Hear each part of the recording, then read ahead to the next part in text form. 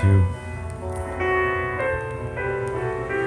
Okay, Sunday, October 2nd, 2022. I am using an app. This is the actual music for the app. It's a Atom simulator on Android.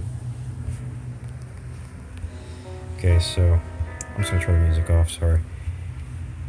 I don't want to get a copyright claim. I do not claim any rights or ownership over anything in this app, whether it be audio exclusive to the app that is this Atom Simulator app, nor do I claim any sort of ownership or affiliation with the developers of it.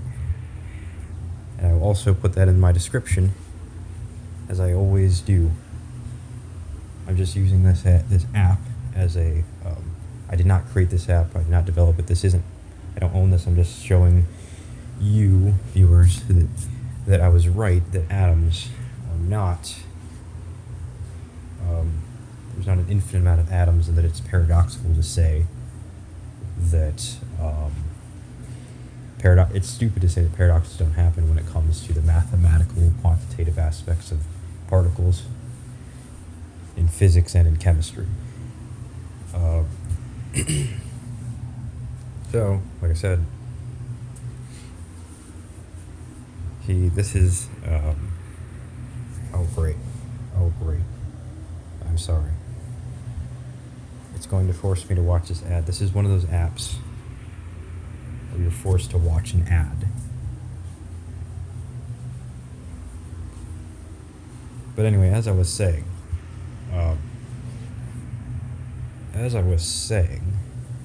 basically you have, I'm sorry, hold up. Yeah, alright, so anyway, yeah, as I was saying, there's a finite amount of particles, and so basically, see, it says add electrons, protons, and neutrons to the atom to form an element. I'm basically giving this to give a better illustration, provide a better illustration of what I was talking about. Step above when I just drew it. Essentially, like I said, you can add electrons, protons, and neutrons to the atom to form the element, but the atom's already there. But you could break it down further to show that you're breaking down the atom. But let's just say take away that, took away the the original one, and then you have a no charge, no net charge, and no mass number. It's 0 for both, so it's like mathematically it's not possible for it to be. There's an infinite amount of particles within an element, so that violates what I was saying. It violates what I had originally said on this channel, that you can have infinite amount of particles within every particle. Because of course the paradox to mathematics and to logic, as I've been proving, so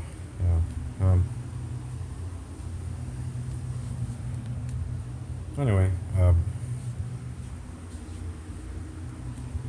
yeah, you already have the atom right there, but the begs the question, what if you broke down the atom? Like, what instead of it being an atom simulator where you already have the existing atom, what if you tried to have it be a simulator for something below the step of the atom?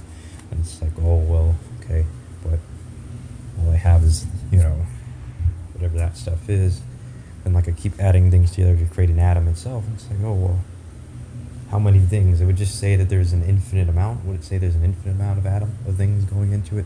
And if we go backwards enough with these simulations,